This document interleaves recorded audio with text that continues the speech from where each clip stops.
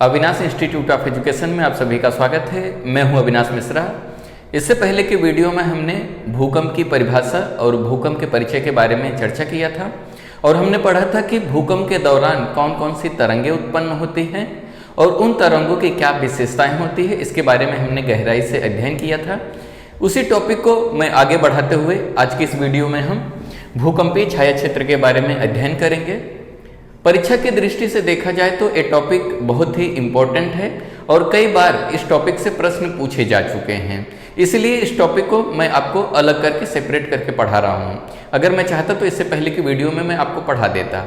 अगर आपने इससे पहले का वीडियो नहीं देखा है तो उसका लिंक आपको नीचे डिस्क्रिप्शन में मिल जाएगा, नहीं तो प्लेलिस्ट में जाके आप भूगोल का सभी वीडियो एक साथ देख सकते हैं। तो चलो लेक्चर शुरू करते हैं और समझते हैं भूकंपीय छाया क्षेत्र होता क्या है और इससे रिलेटेड किस प्रकार परीक्षा में प्रश्न पूछे जाते हैं और आप इसका उत्तर किस प्रकार लिखोगे।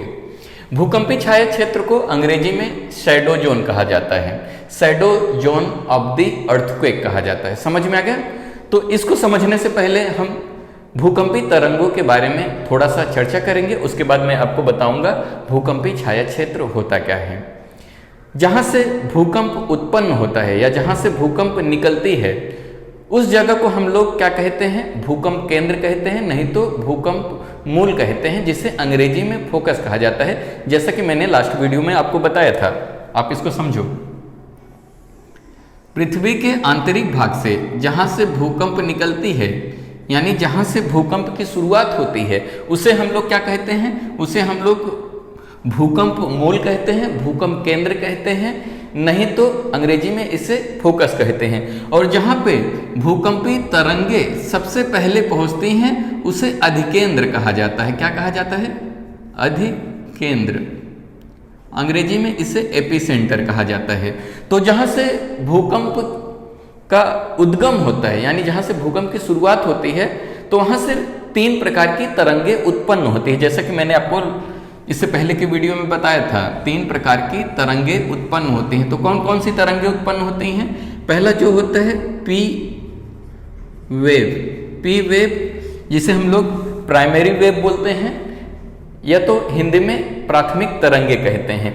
इसकी विशेषता क्या होती है पहले ये आप समझ लो। इसकी विशेषता ये होती है कि जो प्राइमरी वेव होती है, जो प्राथमिक तरंगे होती हैं, वो ठोस,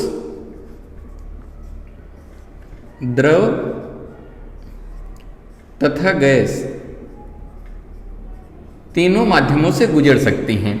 जो प्राथमिक तरंगे होती हैं, जो पी वेव्स होती हैं, वो ठोस, द्रव और गैस तीनों माध्यमों से गुजर सकती हैं। समझ में आ गया? उसके बाद दूसरा था एस वेव। एस वेव को हम लोग द्वितीय तरंगे कहते हैं, जिसे अंग्रेजी में सेकेंडरी वेव कहा जाता है। तो इसकी एस वेव की विशेषता क्या है पहले आप इसको समझ लो। एस वेव की विशेषता ये है, ये केवल ठोस अवस्था से गुजर सकती है। जो एस वेव होती है जब तरल अवस्था में प्रवेश करती है तो वहां पे लुप्त हो जाती है, यानी कि गायब हो जाती है। समझ में आ गया? तीसरा जो तरंगे है जिसे हम लोग एल वेव कहते हैं। एल वेव को हम लोग धरातली वेव कहते हैं।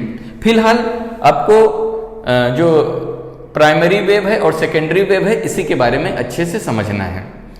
अब हमें समझना है कि पृथ्वी की जो परतें हैं वो कौन कौन सी परतें पाई जाती हैं। तो अगर मैं आपको बता दूं, पहले सारी चीजें बेसिक चीजें आप समझ लो, उसके बाद आप एकदम आसानी से समझ पाओगे कि भूकंपीय छाया क्षेत्र होता क्या है। पृथ्वी के अंदर 3 प्रकार की परतें पाई जाती हैं। पहली वाली जो सबसे ऊपरी परत होती है उसको हम लोग भूपर्पटी कहते हैं, यानी इस पहले वाली परत को हम लोग क्या कहते हैं? भूपर्पटी कहते हैं। उसके बाद दूसरी परत होती है जिसे हम लोग, दूसरी परत को हम लोग मेंटल कहते हैं, मेंटल कहते हैं।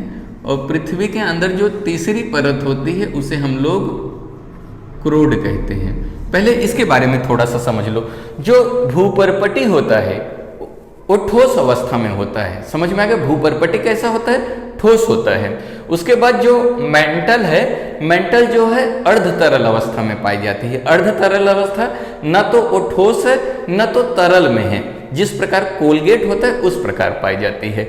और जो पृथ्वी का सबसे आंतरिक परत होती है जिसे हम क्रोड कहते हैं, क्रोड मान लेते हैं कि एक क्रोड है, क्रोड का जो ऊपरी भाग है यानी कि क्रोड का ऊपरी हिस्सा जो है ये तरल अवस्था में पाया जाता है और क्रोड का जो आंतरिक भाग है वो ठोस अवस्था में पाया जाता है।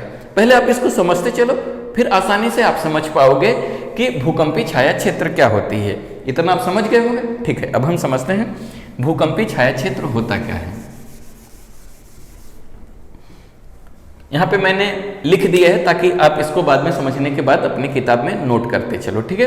अब समझो, यहाँ पे भूकंपी छाया क्षेत्र वह क्षेत्र होता है जहां भूकंपी तरंगे दर्ज यानी कि रिकॉर्ड नहीं होती हैं। पृथ्वी के ऊपर कहीं पे भी जब भूकंप आता है तो बहुत तरंगे उत्पन्न होती है। कौन कौन सी तरंगे? P wave, S wave, L wave. लेकिन जहां पे ये तरंगे दर्ज नहीं होती यानी कि ये तरंगे जहां पे पृथ्वी पर नहीं पहुंच पाती हैं उसी जगह को हम लोग क्या कहते हैं? उसी जगह को हम लोग भूकंपी छाया क्षेत्र कहते हैं। आप समझते चलो, आपको एकदम अच्छे से समझ में आ गया। पृथ्वी का बाहरी क्रोड, पृथ्वी का जो बाहरी क्रोड है वो कैसा है? तरल अवस्था में होने के कारण भूकंपी छाया क्षेत्र का निर्माण होता है। जैसे मैंने आपको बताया कि पृथ्वी का जो क्रोड होता है, तीसरी परत जो एकदम अंदर होती है, इसका जो बाहरी भाग है, ये वाला भाग, ये तरल अवस्था में पाया जाता है। इसी के कारण क्या होता है? भूकंपी छाया क्षेत्र का निर्माण होता है। अब आप समझो, ठीक है। सबसे पहले हम चर्चा करेंगे पी तरंगों का छाया क्षेत्र क्या होता है। तो यहाँ पे मैंने एक चित्र बनाया है, आप इस चित्र को समझोगे तो आपको एकदम गहराई से समझ में आ जाएगा। तो यहाँ से मान लेते हैं कि पृथ्वी के आंतरिक भाग से यहाँ से भूकंप उत्पन्न होता है, उद्गम होता है। जहां से भूकंप की शुरुआत होती है उसे हम क्या कहते हैं? भूकंप का उद्गम क्षेत्र।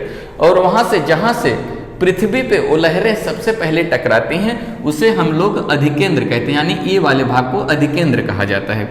तो जब यहाँ से भूकंप निकलते हैं तो यहाँ से विभिन्न प्रकार की तरंगे निकलती हैं जो धरातल की तरफ जाती हैं। तो ये जो तरंगे हैं, प्राइमरी तरंगे की खासियत क्या होती है? जो प्राइमरी तरंगे होते हैं, पी वेव्स होते हैं, उनकी खासियत क्या होती है? ठोस, द्रव और गैस तीनों अवस्था में गुजर सकती हैं। तो जैसा कि मैंने आपको बताया कि जब ये तरंगे निकलती हैं तो क्या होती हैं? ऐसे गुजरती हुई क्रोड को पार करती हुई ये क्या होती है? नीचे की तरफ निकल जाती हैं। जो प्राथमिक तरंगे होती हैं, ठोस, द्रव, गैस तीनों अवस्थाओं में गुजर सकती हैं। तो ये तरंगे क्या होती हैं? पृथ्वी के क्रोड को पार करते हुए बाहर निकल जाती हैं। लेकिन जैसे पृथ्वी के क्रोड में यानी कि जैसे ही तरल अवस्था में प्रवेश करती हैं, इन तरंगों में दिशा परिवर्तन हो जाता है। यहाँ पे देख रहे हो ये तरंगे निकल रही पृथ्वी के हर तरफ पहुंच रही हैं।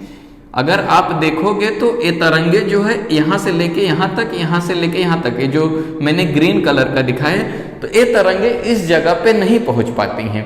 जब भी भूकंपी तरंगे जिस जगह पे पृथ्वी पे नहीं पहुंच पाते हैं उसी जगह को हम लोग क्या कहते हैं? भूकंपी छाया क्षेत्र कहते हैं। तो अगर यहाँ से हम इसको 0 डिग्री मान ले तो यहाँ से 1-1 डिग्री करते हुए अगर आप आओगे तो 103 डिग्री से लेके या 105 डिग्री, मैंने दोनों डेटा लिखा है। अगर आप एनसीईआरटी की किताब में देखोगे तो 105 डिग्री आपको मिलेगा, लेकिन कहीं कहीं आपको 103 डिग्री लिखा हुआ मिल जाएगा, इसलिए मैंने यहाँ पे दोनों लिख दिया है। अगर आप देखोगे 103 डिग्री से लेकर 145 डिग्री तक या 143 डिग्री तक, ये दोनों डेटा मैंने लिख दिया है क्योंकि अलग अलग किताबों में अलग अलग डेटा पाया जाता है ताकि आप कंफ्यूज ना हो।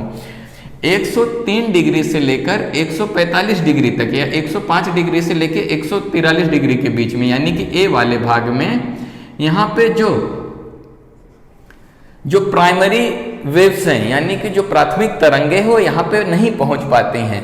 तो इसीलिए इस जगह को हम लोग क्या कहते हैं? इस जगह को हम लोग पी तरंगों का छाया क्षेत्र कहते हैं। समझ में आ गया?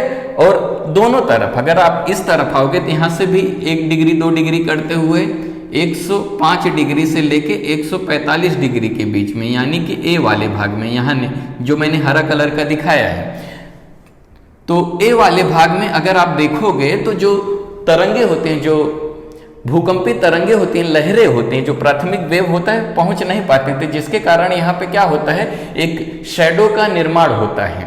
क्लियर हुआ? अब अब इसको कैसे लिखोगे, आप हेडिंग डालोगे पी तरंगों का छाया क्षेत्र।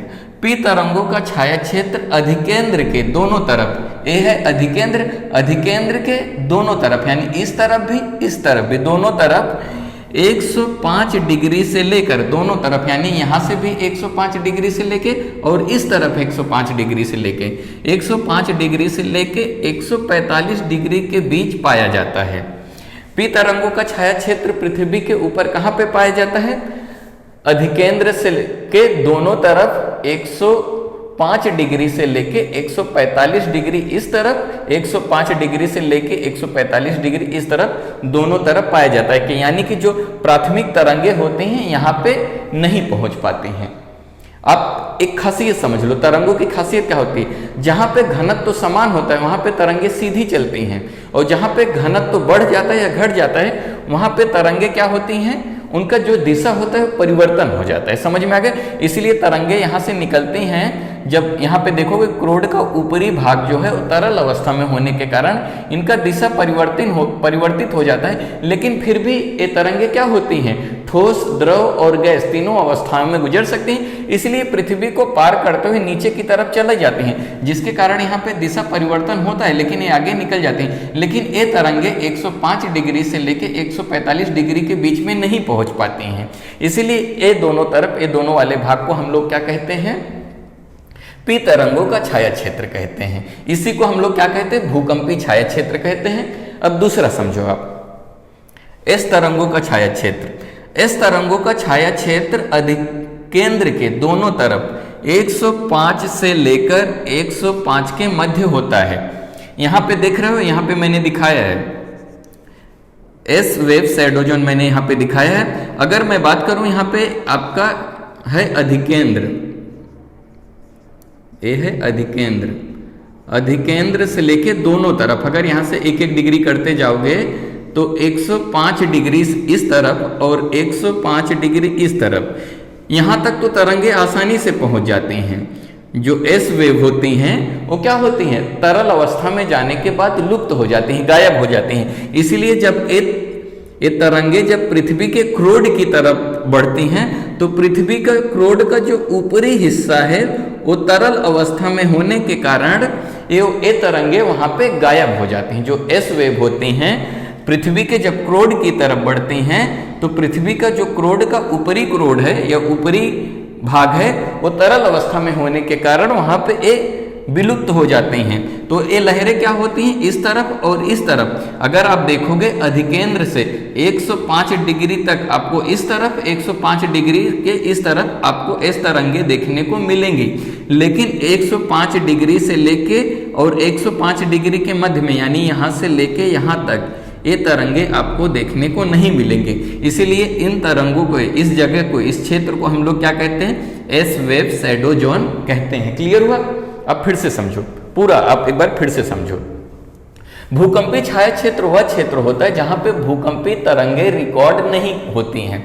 तो अगर यहाँ पे देखोगे भूकंपी तरंगे पहुंच नहीं पाती हैं। हम भूकंपी तरंगों को मापते किससे हैं? सिस्मोग्राफी से।